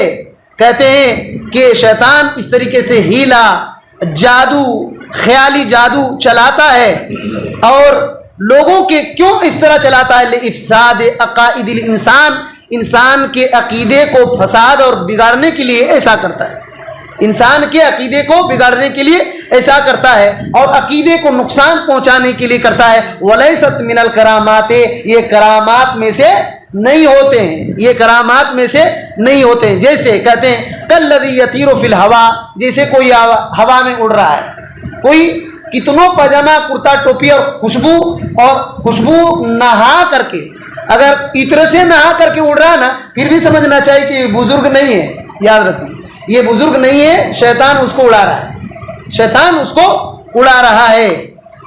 رابعہ بصری کے بارے میں معلوم ہے کہ نہیں معلوم ہے؟ آپ لوگ کہاں رہتے ہیں؟ رابعہ بصری کیا کر رہی ہے؟ ایک ہاتھ میں ایک لوٹے پانی اور ایک ہاتھ میں آگ لے کر کے اڑنے لگی۔ تو کسی نے کہا کہ کہاں جا رہی ہیں آپ؟ تو کہیں کہ اس پانی سے جہنم کو میں بجھا دوں گی، اور اس آگ سے جنت کو جلا دوں گی، کیونکہ یہ جنت کے لالچ ہی سے لوگ عمل کرتے ہیں، اور جہنم سے بچنے ہی کے لیے لوگ عمل کرتے ہیں، اللہ کو بھول گئے۔ اب دیکھیے کتنی الٹی بات ہے، کتنی الٹی بات ہے۔ تو اب آدمی عمل کیوں کر رہا ہے؟ اللہ کی محبت ہی سے کر کے جنت میں جائے گا نا۔ تو یہ اب اڑ رہی ہیں لوٹے کے پانی سے، کیا کریں گے؟ یہ جہنم کو بجھا سکتے ہیں لوٹے کے پانی سے۔ اور اسی طریقے سے ہندوستان میں جو خواجہ معین الدین چشتی اجمیری کے بارے میں ایک واقعہ بیان کیا جاتا ہے کہ پرتھوی راج چوہان، یہ پوری باتیں ہیں آپ کو مل جائیں گی، لیکن سب گڑے ہوئے قصے کہانیاں ہیں، اس سے کرامات کا کوئی عطا پتہ، یہ سب کچھ بھی تعلق ہی نہیں ہے۔ کیا پرتھوی راج چوہان نے جب کہا معین الدین چشتی اجمیری سے کہ کیا آپ کیا کرتے ہیں، تو تالاب ایک تھا، تو تالاب کا پورا پانی لوٹے میں گھسا دیے، لوٹے میں گھسا دیے، اس کو بیان بھی کرتے ہیں، پورا تالاب کا پانی لوٹے میں گھسا دیا، پھر بعد میں پھر ڈال دیے، تالاب ہو گیا۔ اب دیکھیے کیا بات ہے بھائی، یہ کرامت ہے۔ خود آپ ان کی تاریخ پڑھیں گے تو خواجہ معین الدین چشتی اجمیری، مجھ کو معاف کیجئے، پکا پجاری آدمی تھے، پکا بدعتی آدمی تھے، بدعتی آدمی، میں اسی وجہ سے کہہ رہا ہوں کیونکہ اس کی تاریخ اگر کوئی آدمی نہیں جانتا ہے تو کیا کیا بول دیتا ہے، اتنا بڑا بزرگ، اتنا بڑا بزرگ۔ لیکن اگر ان کی ہسٹری دیکھیں گے تو آپ دیکھیں گے کہ عبد القادر جیلانی کے مزار پر گئے اور وہاں مراقبہ کیے، اور وہاں سے یہاں جو ہندوستان کے تھے نہیں وہ، ٹھیک ہے، تو وہاں سے آتے آتے افغانستان کے راستے سے افغانستان میں کسی مزار میں کچھ مراقبہ کیے، پھر یہ ہندوستان میں آئے، تو اس طریقے سے لوگوں نے بنا دیا۔ اگر ایسا ہی ہے تو پھر بہت گڑبڑ ہے۔ لیکن ہم یہی سمجھتے ہیں کہ یاد رکھیے کہ بہت سارے الٹے سیدھے واقعات ان لوگوں کی طرف نسبت کر دیے جاتے ہیں۔ اللہ تعالیٰ ان کے اچھے اعمال کو قبول کرے اور ایسا نہ ہو جیسے لوگوں نے کر دیا ہے۔ ہم امید یہی کرتے ہیں کہ جس طریقے سے ان کو بنا دیا گیا ویسے نہیں تھے، لیکن ان کی ہسٹری میں یہ بات ہے کہ وہ عبد القادر جیلانی کے مزار میں گئے، افغانستان کے راستے سے ہوتے ہوئے وہاں مزار میں مراقبہ کیے، پھر یہاں دلی وغیرہ آئے، اور لوگ اسی وجہ سے کہتے ہیں خواجہ کا ہندوستان، حالانکہ ہندوستان میں ان سے بہت پہلے صحابہ کرام 25 صحابہ کرام ہندوستان میں آ چکے تھے۔ اسحاق بھٹی رحمۃ اللہ علیہ جو پاکستان کے بہت بڑے مورخ تھے، بہت بڑے اہل حدیث عالم تھے، انہوں نے ایک کتاب لکھی ہے بر صغیر میں اولین مسلمان کی، یعنی بر صغیر ہند و پاک میں سب سے پہلے کون مسلمان آئے، تو انہوں نے 25 صحابہ کرام کا نام لکھا ہے، 25 صحابہ کرام کا نام لکھا ہے۔ یہ خواجہ معین الدین چشتی اجمیری سے پہلے کے ہیں، ٹھیک ہے۔ تو بہرحال یہ بات ہے کہ ہوا میں اڑنا، اسی طریقے سے پانی میں چلنا، کہتے ہیں کہ یہ وہ فاجر، اگر کوئی آدمی فاجر آدمی ایسا کر رہا ہے تو یہ شیطان کے کام ہے۔ لأنهم لما تقربوا إليهم بالكفر والشرك، کیونکہ کفر اور شرک کے ذریعے سے یہ شیطان کے قریب ہوتے ہیں اور ان کی خدمت کرتے ہیں، تب شیطان بھی اپنا بدلہ دے گا کہ نہیں بدلہ دے گا؟ شیطان کے پاس شرک اور کفر لے کر کے قریب ہو گئے، دوست بنے، تو اس کی دوستی اب وہ نبھائے گا۔ تو اسی وجہ سے شیطان ان کو ہواؤں میں اڑاتا ہے اور پانی پر چلاتا ہے، اور لوگ سمجھتے ہیں کہ یہ خود چل رہا ہے، تو کہتے ہیں کہ یہ سب شیطانی ہیلے ہتھ کنڈے ہیں۔ اور یہ سب چیز یاد رکھیے، یہ سب چیزیں کرامات، بزرگوں کے کرامات نہیں ہیں، اور بہت کچھ اس کے اندر باتیں ہیں۔ اور ایک چیز اور ہم لوگ پڑھ لیتے ہیں اور پھر باتیں ختم کریں گے۔ دیکھیے، کہتے ہیں کہ جاہلیت کی ایک بات یہ بھی ہے کہ تعبدہم اللہ بالصفیر والتصفیق، کہ جاہلیت میں اللہ کی عبادت لوگ سیٹی بجا کر اور تالی بجا کر کرتے تھے، کرتے تھے۔ آج بھی ہوتا ہے کہ نہیں ہوتا ہے؟ دھمال ڈالتے ہیں لوگ، دھمال ڈالتے ہیں مزاروں میں، آپ دیکھیں گے گھنگرو پہنتے ہیں، عجیب بات ہے، گھنگرو پیر میں جھنکار ہوتا ہے نا، آواز، اس کو باندھ کر کے، ساڑی پہن کر، ناک میں نتھنی ڈال کر کے، عجیب طریقے سے، اور وہ سمجھ رہے ہیں کہ ہم بہت بڑا بزرگ ہیں۔ بزرگ نہیں بھائی، شیطان کا بالکل دوسرا روپ ہے، وہ بیٹھا ہوا لوگوں کو گمراہ کر رہا ہے، اور ان کے پاس ڈھول بجاتے ہیں اور ناچتے ہیں، ڈانس ہوتا ہے، دھمال اسی کو کہتے ہیں، اور اس میں سیٹی بجتی ہیں، تالیاں پیٹتے ہیں۔ ہم لوگ بچپن میں کبھی کبھی گاؤں میں آتا ہے نا مداری، کھیل دکھانے کے لیے، تو اس وقت ہم لوگ سنتے تھے، مداری کہتے تھے کیا کہ سب سے پہلے تالی حضرت علی نے بجایا مسلمانوں میں، اور سب سے پہلے ہندوؤں میں بجرنگ بلی نے تالی بجایا، تم بھی تالی بجاؤ۔ یہ سب خرافات اور جھوٹ ہے، اور لوگوں کو ایمان اور دین چھیننے کا ایک ذریعہ ہے، سمجھیے، بات سمجھ میں آ رہی ہے؟ ایسے لوگ کہہ کر کے تماشا دکھانے والے تالی بجواتے ہیں اور اپنا جادوئی عمل شروع کرتے ہیں، ان کا ایک یہ طریقہ رہتا ہے جادو عمل شروع وغیرہ کرنے کا۔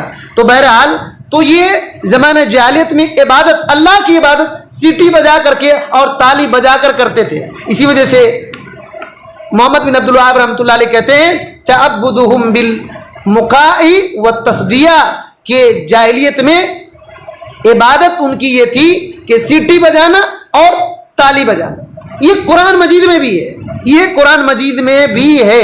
آپ قرآن کھولیے اور پڑھیے سورہ الانفال کی آیت نمبر 30/4 اور 30/5 پڑھیے۔ 30/5 میں یہ بات مل جائے گی، 30/4 سمجھنے کے لیے پڑھیے، کھولیے ایک مرتبہ تیلگو میں پڑھیے۔ سورہ الانفال 8ویں سورہ ہے، سورہ الانفال 8ویں سورہ ہے، اس کی آیت نمبر 30/4 اور 30/5 పడిగి బిస్మిల్లాహిర్రహమానిర్రహీం అల్లాహ్ వారిని శిక్షించకుండా ఎందుకు వదిలిపెట్టాలి? చూడబోతే వారు మస్జిద్ హరాంకు ధర్మకర్తల ముతవల్లీలు కాదు, అయినప్పటికీ జనులు మస్జిద్ హరాంకు రాకుండా అడ్డుకున్నారు. అల్లాహ్ భీతిపరులు తప్ప మరొకరు దానికి ధర్మకర్తలు కాలేరు. కానీ వారిలో చాలామందికి ఈ సంగతి తెలియదు. 35 కాబా గృహం వద్ద వారు చేసే నమాజు ఈలలు వేయడం, చప్పట్లు చర్చడం తప్ప మరొకటి కాదు. కనుక మీరు ఒడిగట్టిన తిరస్కార వైఖరికి ప్రతిఫలంగా ఈ శిక్షను చవి చూడండి. बात है कि नहीं है? वो सीटी बजाना उनकी नमाज थी, ताली बजाना उनकी नमाज थी, और वो लोग क्या समझते कि हम लोग बैतुल्लाह के मुतवल्ली हैं। सीटी बजा करके और ताली बजा करके वो समझ रहे थे कि बैतुल्लाह के मुतवल्ली बन गए। अल्लाह ताला ने उनका रद्द किया और ये कहा कि तुम लोग मस्जिद हराम से वो लोग रोकते हैं, ये लोग उसके मुतवल्ली कैसे हो जाएंगे? उसके मुतवल्ली कैसे हो जाएंगे? इन्ना औलियाहु इल्लल मुत्तकून, ये खाना काबा के मुतवल्ली तो मुत्तकी लोग होते हैं, मुत्तकी लोग होते हैं। वलाकिन्ना अक्सरहुम ला यालमून, लेकिन अक्सर लोगों को पता ही नहीं, मालूम ही नहीं है। फिर अल्लाह ताला ने कहा वमा काना सलातुहुम इंदल बैति इल्ला मुकाअन व तस्दिया, के इंदल बैत यानी बैतुल्लाह के सामने इनकी नमाज ये थी सीटी बजाना और ताली बजाना, सीटी बजाना और ताली बजाना। इसको वो लोग इबादत समझ रहे थे, इसको वो लोग इबादत समझ रहे थे। शेख सालेह अल फौजान हफिज़हुल्लाह कहते हैं मा काना तक़र्रुबुल मुशरिकीना इलल्लाह इंदल कअबा अल मुशर्रफा इल्ला मुकाअन व तस्दिया, के मुशरिकीन का बैतुल्लाह के पास रह करके अल्लाह के करीब होने के लिए क्या था? सीटी और ताली, सीटी और ताली बजा करके वो समझ रहे थे हम अल्लाह के करीब हो रहे हैं, हम अल्लाह के करीब हो रहे हैं, अल्लाह के करीब हो रहे हैं। और कहते हैं कि और ये अमल करते थे, कह रहे हैं कि अस्सफीर व तस्दिया ये तस्फीक बिल ऐदी वल कफ, कहते हैं कि हाथ से इसे ताली मारने को कहते हैं। ये अमलून हाद इंदल बैत, इस काम को वो लोग खाना काबा के पास करते थे, इस काम को खाना काबा के पास करते थे। यसुम्मुनहु सलातन, और इसको क्या नाम देते थे? नमाज। इसको क्या नाम देते थे? सलात, नमाज। ताली बजाने को नमाज समझते थे, नमाज समझते थे। यतक़र्रबून बिहा इलल्लाहि सुब्हानहु व तआला, और इस काम से वो अल्लाह के करीब होते थे, समझते थे कि हम अल्लाह के करीब हो रहे हैं। आज धमाल उमाल डालते हैं, वो लोग समझ रहे हैं कि हम खुश कर रहे हैं अल्लाह को। अल्लाह ताला इससे खुश नहीं होगा भाई। अल्लाह रब्बुल आलमीन के रसूल मोहम्मद सल्लल्लाहु अलैहि वसल्लम के तरीके पर चलकर अल्लाह खुश होगा, उसके तरीके पर चल करके खुश होगा। लिअन्नल इबादत ला तकूनु इल्ला बिमा शरअहुल्लाहु तआला, क्योंकि इबादत वही है जिसको अल्लाह ताला ने शरीयत बनाया है, जिसको अल्लाह ताला ने शरीयत बनाया है वही इबादत है। वही है तौक़ीफ़िया, और इबादत तौक़ीफ़ी होते हैं। तौक़ीफ़ी बोले तो अपने अकल दिमाग अपने बनाए हुए तरीके नहीं, उसकी बुनियाद वही से होती है, उसकी बुनियाद वही से होती है।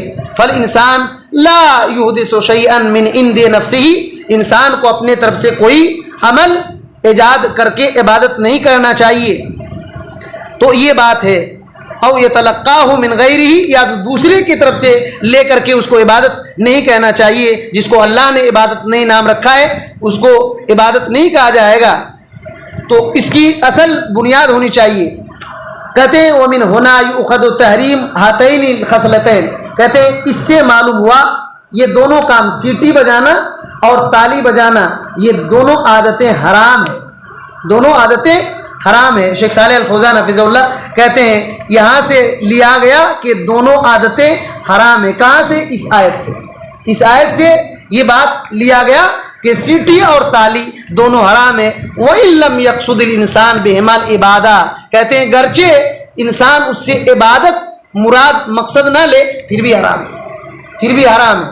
اگر وہ کہہ رہا ہے کہ میں عبادت کے لیے سیٹی نہیں بجا رہا ہوں، بھائی عبادت کے لیے تالی نہیں بجا رہا ہوں، خوشی ہے تالی بجا رہا ہوں، تو کہہ رہے ہیں گرچہ وہ کہہ رہا ہے لیکن عبادت تو نہیں ہے. لِأَنَّ فِي ذَلِكَ تشبہاً بالمشرکین، لیکن مشرکوں کی مشابہت ہے، مشرکوں کا اس میں مشابہت ہے. مشرک لوگ ایسا کرتے تھے نا، اسی وجہ سے یہ کام بھی نہیں کرنا. اسی وجہ سے شیخ صالح الفوزان حفظ اللہ کے نزدیک یہ کام حرام ہے، یہ کام حرام ہے. کتنے لوگ تالی مارتے ہیں کہ نہیں مارتے ہیں؟ بہت تعجب کی بات ہے کہ بہت ساری جگہوں مسجد میں بیٹھ کر تالی پیٹتے ہیں، مسجد میں بیٹھ کر تالی پیٹتے ہیں. اگر کوئی انعام کی بات آ گئی، ہاں یہ اتنا انعام لیے تالی مارو، بولتے بھی ہیں تالی مارو. تو وہ لوگ بیت اللہ میں تالی مارتے تھے اور نماز سمجھتے تھے. تو یہ خوشی وغیرہ یا عبادت تو سمجھ کر کرنا یہ تو بالکل خطرناک بات ہے. عبادت سمجھ کر کے تعلیم پیٹنا یہ تو بالکل خطرناک ہے.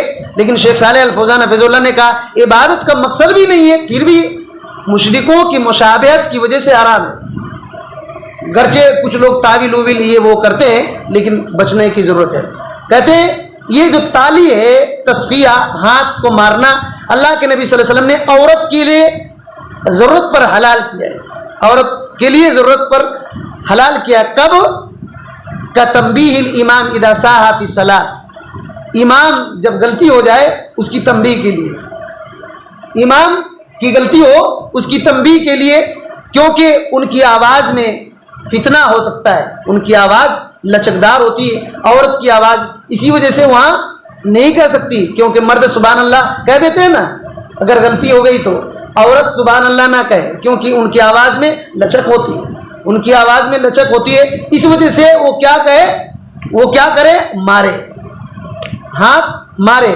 ولا يجوز للرجل، لیکن یہ کام مرد کے لیے جائز نہیں، یہ کام مرد کے لیے جائز نہیں. کیوں؟ کیونکہ کافروں سے مشابہت ہو جائے گی. اس وجہ سے ولا بالمرأۃ فی التصفیق، تو اور عورت کے لیے اجازت اللہ کے نبی صلی اللہ علیہ وسلم نے دیا. یہ بات حدیث میں ہے، یہ بات حدیث میں ہے، بخاری کی حدیث نمبر 1203 کے اندر ہے، اور مسلم کے اندر بھی حضرت سہل بن سعد رضی اللہ تعالیٰ عنہ نے کہا کہ رسول اللہ صلی اللہ علیہ وسلم نے فرمایا مالی ارا رأیتکم اکثرتم التصفیق، کیا دیکھتا ہوں کہ تم لوگ اکثر تالی بجاتے ہو، تو کیا بات ہے؟ تو کہا گیا کہ اللہ کے نبی صلی اللہ علیہ وسلم اس طریقے سے مسئلہ ہے. تو آپ صلی اللہ علیہ وسلم نے کہا کہ سبحان اللہ کہو، تم لوگ سبحان اللہ کہو. فَإِنَّهُ إِذَا سَبَّحَ الْتَفَتُّ إِلَيْهِمْ، اگر تم سبحان اللہ کوئی کہے تو میں متوجہ ہو جاؤں گا. وَإِنَّمَا التَّصْفِيقُ لِلنِّسَاءِ، اور یہ ہاتھ کا مارنا یہ عورتوں کے لیے، عورتوں کے لیے. تو اب کوئی بندہ عورت والا کام جو نماز میں ایک ضرورت کے مطابق کیا گیا اس کو جہاں تہاں کر رہا ہے، اس کو جہاں تہاں کر رہا ہے، یہ سب صحیح نہیں ہے. بہرحال میں نے ایک اشارہ کہا تھا کہ شیطان کیسے جال میں پھنساتا ہے، ٹھیک ہے، کیسے جال میں پھنساتا ہے اور عبادت کا نام دیتا ہے ہوا میں اڑنے وغیرہ کو. ایک دو باتیں اشارتاً کہہ کر کے اپنی بات کو ختم کر دیتے ہیں، انشاءاللہ ہماری بات آتے رہے گی ہر ہفتے کو. دیکھیے ابن الجوزی رحمۃ اللہ علیہ کی تلبیس ابلیس ہمارے پاس کتاب موجود ہے، اس کے اندر بہت سارے جال ذکر کیے ہیں. تو ان میں سے ایک یہ کہیں کہ ابلیس چال کھیلتا ہے بندوں پر اور اس کو قضائے حاجت پر لے جاتا ہے، پیشاب پیخانہ کرنے کے لیے لے جاتا ہے، پیشاب پیخانہ کرنے کے لیے لے جاتا ہے اور وہ بیٹھا رہتا ہے دیر تک. یہ بھی شیطان کی چال ہے. اب سوچیں، یہ بھی شیطان کی چال ہے، یہ بھی شیطان کی چال ہے کہ بیٹھا کر رکھ دیتا ہے. تو اتنا خطرناک ہے شیطان کے کہہ رہے ہیں کہ دیر تک پیخانہ میں وہ بیٹھے رہتا ہے، وہ بیٹھے رہتا ہے. اسی طریقے سے ایک شیطان کی چال یہ ہے کہ پانی بہت بہاتا ہے، سمجھ رہا ہے کہ میں صفائی کر رہا ہوں، اور جتنا ضرورت ہے اس سے کہیں زیادہ وہ بہاتے رہتا ہے، بہاتے رہتا ہے. یہ بھی شیطان کی چال ہے، یہ بھی شیطان کی چال ہے. وہ عبادت سمجھ رہا ہے، مسئلہ یہ ہے، وہ مسئلہ سمجھ رہا ہے کہ عبادت ہے. اللہ کے نبی صلی اللہ علیہ وسلم نے کیا کہا؟ الطہارۃ نصف الایمان، کہ پاکی آدھا ایمان ہے. وہ سمجھ رہا ہے کہ میں پاک صاف ہو رہا ہوں، لیکن یہ بھی تو نبی صلی اللہ علیہ وسلم نے کہا کہ ضرورت سے زیادہ پانی خرچ نہ کرو. تو یہ شیطان ایک چیز کو ڈال دیتا ہے دماغ میں, اور کہیں کہ نیت پر حملہ کبھی کرتا ہے, کبھی نیت پر حملہ کرتے ہیں اور زبان سے نیت کرواتا ہے شیطان. یہ ابن الجوزی رحمۃ اللہ علیہ نے ذکر کیا کہ زبان سے نیت کرواتا ہے کہ رفع الحدث کی نیت کرتا ہوں, وضو بناتے وقت میں پاک ہونے کی نیت کرتا ہوں, نماز پڑھتے وقت نماز پڑھنے کی نیت کرتا ہوں. وہ زبان سے نیت کرواتا ہے, حالانکہ اس کو علم ہی نہیں ہے کہ نیت دل کے ارادے کو کہتے ہیں. اسی علم نہ ہونے کے نتیجے پر شیطان حملہ کرتا ہے, علم نہ ہونے کے نتیجے پر شیطان حملہ کرتا ہے. اور تعجب ہوتا ہے جن کو معلوم بھی علم ہے اور پھر اگر نہیں کر رہے ہیں تو اس کی ہٹ درمی ہے, اس کی ہٹ درمی ہے. اور کہتے ہیں کہ اسی طرح وضو بہاتے وقت پانی کا زیادہ استعمال کرواتا ہے شیطان, یہ بھی اس کی چال ہے. اور اس کے 4 نقصان ہوتا ہے. کہتے ہیں ایک تو اسراف, ایک فضول خرچی کا نقصان ہوتا ہے. دوسرا وقت چلا جاتا ہے, وقت زیادہ لگتا ہے کہ نہیں, ایک دم پانی. کبھی کبھی دیکھیں گے ایک آدمی وضو کرتا ہے, پھر جا کر پھر وضو کرے گا, پھر وضو کرے گا, 3 4 5 بار وضو کرے گا, کیونکہ شیطان شک ڈال دیتا ہے کہ شاید صحیح سے وضو نہیں بنائے, تو وقت برباد ہوتا ہے. اور تیسری بات یہ ہے کہ شریعت پر تعالی, شریعت میں کیا کہا کہ 1 بار کرو, 2 بار یا 3 بار کرو, تو یہ بار بار کرتے رہتا ہے, تو یہ شریعت پر آگے بڑھا دیتا ہے بندے. اور چوتھی بات یہ ہے کہ ظلم کر لیتا ہے اپنے اوپر. شریعت نے ایک حد رکھا 3 بار, 3 سے زیادہ آگے بڑھنا یہی ظلم ہے, تو یہ اس کا نقصان ہے. اور اس طریقے سے, اور ابن الجوزی رحمۃ اللہ علیہ کہتے ہیں کہ شیطان اس کے دماغ میں ڈال دیتا ہے کہ میں احتیاط کر رہا ہوں. دیکھیے شیطان دماغ میں ڈالتا ہے کہ میں احتیاط کر رہا ہوں. ابن الجوزی رحمۃ اللہ علیہ کہتے ہیں یہی احتیاط حلال حرام میں نہیں کرتا ہے, کمانے میں کھانے میں حلال حرام میں احتیاط نہیں کرے گا. یہ نہیں کبھی سوچتا ہے کہ میں حلال کما رہا ہوں یا حرام کما رہا ہوں, لیکن وہ پانی بہانے میں اور پانی استعمال کرنے میں سمجھ رہا ہے کہ میں بہت احتیاط سے وضو بناتا ہوں, لیکن وہاں حرام کے حرام کھا رہا ہے سالوں سال سے, لیکن اس کو کبھی وہ دیکھتا نہیں. یہ سے اسی طریقے سے کہتے ہیں کہ شیطان اس طریقے سے چال کھیلتا ہے, رات بھر عبادت کرواتا ہے, رات بھر عبادت کراتا ہے اور صبح کے قریب سلا دیتا ہے, صبح کے قریب سلا دیتا ہے تاکہ فجر کی نماز ختم کر دے, یا تو ضرورت سے فارغ ہوتے ہوتے ہی جماعت چھوٹ جائے. دیکھیے یہ ابن الجوزی رحمۃ اللہ علیہ نے لکھا ہے کہ رات بھر بندہ عبادت کرے گا اور صبح ہونے سے پہلے سو جائے گا, یا تو صبح اٹھ ہی نہیں پائے گا, یا تو اتنا دیر میں اٹھے گا کہ اپنی ضروریات سے فارغ ہوتے ہوتے جماعت ختم, یا تو پورا اتنا سست ہو جائے گا اٹھ کر کے دن میں کہ اپنے بال بچوں کے لیے معاش اس کو تلاش کرنا بھی مشکل ہو جائے گا. اور ایک جال یہ کر رہے ہیں کہ ایسے دماغ میں شیطان اس طریقے سے حاوی کرتا ہے کسی کو کہ رات میں عبادت کیا, اس کو دن میں لوگوں کے پاس ظاہر کرواتا ہے کہ میں نے کیسے ابن الجوزی رحمۃ اللہ نے مثال بھی دیا, کہا کہ بندے آ کر کے کہتے ہیں مؤذن صاحب نے آج ٹائم پر اذان دیا, اس کا کیا مطلب ہے؟ میں اس وقت جاگا ہوا تھا, میں اس وقت اس سے پہلے ہی میں جا کر کے عبادت کر رہا تھا. کہتے ہیں کہ یہ شیطان کا حملہ ہے. شیطان رات بھر کی عبادت کو ختم کروانا چاہتا ہے ریاکاری لا کر کے. سوچیے, ریاکاری لا کر کے. کہتے ہیں اگر کسی بندے کو ریاکاری نہ بھی آئے تو اخلاص میں کمی پیدا کر دیتا ہے, اور جو ثواب ملنا تھا وہ جو رات کی عبادت چھپ کر کے کرنا ہے نا, تاکہ پتہ نہ چلے اللہ بندے کے بیچ میں وہ راز رہے, یہ بندہ صبح اٹھ کر کے راز کھول رہا ہے. اور بہت سارے ایسے بندے کو یہ کرواتا ہے کہ میں آتے آتے تھوڑا پتھر نہیں دیکھا, رات میں آ رہا تھا اور پتھر سے اٹک گیا, پیر گرتے گرتے بچ گیا بھائی. تو سامنے والا کیا سوچے گا کہ اچھا رات میں نماز بھی پڑھتے